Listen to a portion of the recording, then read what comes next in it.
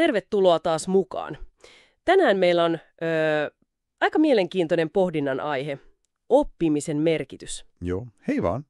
Meillä on tässä materiaalina yksi, voisiko sanoa tarinallinen teksti. Sellainen, joka puhuttelee erityisesti koulutuksensa päättänyttä. Aivan. Siinä käytetään aika osuvaa vertauskuvaa. Kuvittele, että seisot sinne metsän laidassa, opinut on paketissa ja kädessä sulla on kivi. Sellainen kivi, jonka olet poiminut matkan varrelta. Ja se symboloi kaikkea sitä, mitä olet oppinut ja kokenut. Joo, toi on aika hyvä kuva. Lähdetään purkamaan tätä ajatusta vähän tarkemmin, mitä oivalluksia tämä teksti oikein tarjoaa. Ja mitä se kivi, niin mitä se sulle voisi kertoa? Joo, siis tämä teksti nostaa esiin vanhoja tuttuja sananlaskuja oppimisesta, mutta se asettaa ne just tähän kontekstiin. Eli miten tieto karttuu, miksi se oma aktiivisuus on niin tärkeää, ja miten oppiminen ei oikeastaan pääty koskaan. Niinpä. Vaan kantaa läpi elämän. Käydään näitä vähän läpi. Joo, ehdottomasti. No, ensimmäinen nosto tekstistä. Kertaus on opintojen äiti. Tuttu juttu. Niin on, mutta tämä rinnastus siihen kiveen on aika hyvä. Vasta kun sitä kiveä katsoo oikein tarkkaan, huomaa uusia yksityiskohtia, uurteita, värejä. Aivan. Ihan samalla lailla joku opittu asia, vaikka se tuntuisi tutulta, voi syventämällä paljastaa jotain ihan uutta. Eli se ei ole vaan muistelua, vaan niin kuin uudelleen ymmärtämistä. Juuri näin. Ja tuohon liittyy se, että se syventäminen vaatii sitä aktiivisuutta. Teksti varoittaa aika napakasti. Ei ole oppi ojaan kaatanut, mutta laiskuus on montakin miestä murtanut. Joo.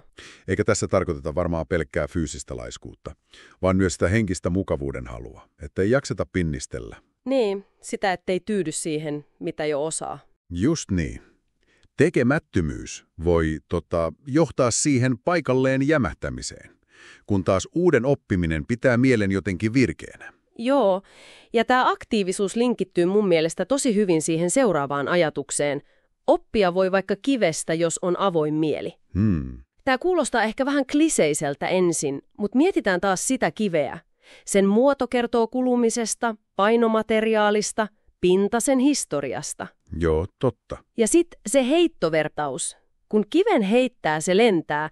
Niin kuin opittu tieto ei jää vaan omaan päähän, vaan se voi oikeasti saada jotain aikaa kantaa kauas. Aivan. Mitä tämä sun mielestä kertoo siitä, miten meidän pitäisi suhtautua, ihan kaikkeen ympärillä olevaan? No sitä just, että oppimisen paikkoja on ihan kaikkialla, kunhan vaan pitää silmät ja mielen auki.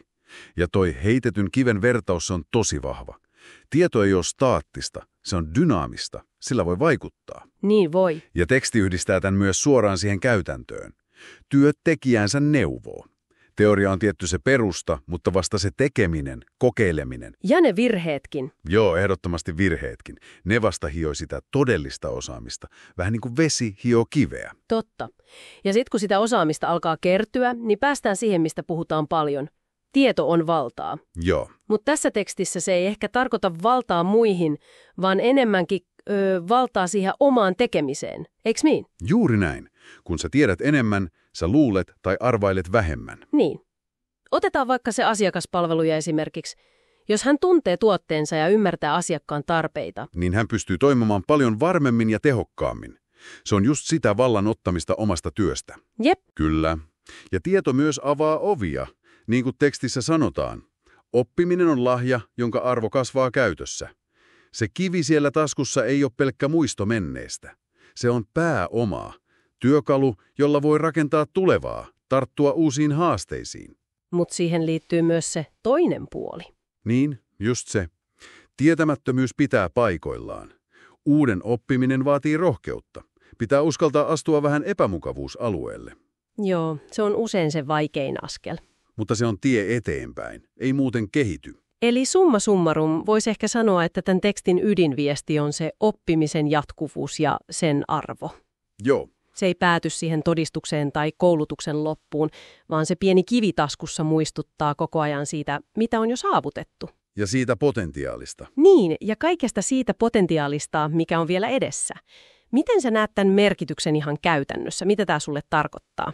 No mulle se tarkoittaa sitä, että kaikki opitut asiat, tiedot, taidot, kokemukset, ne on työkaluja ja ponnahduslauta tulevaa. Oppiminen on prosessi, joka jatkuu läpi elämän ja työn.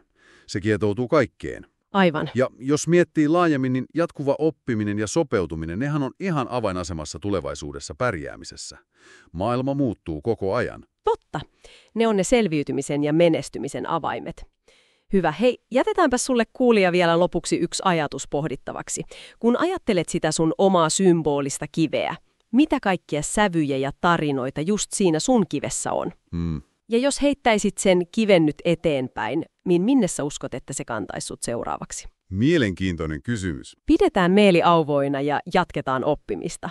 Kiitos seurasta. Kiitos.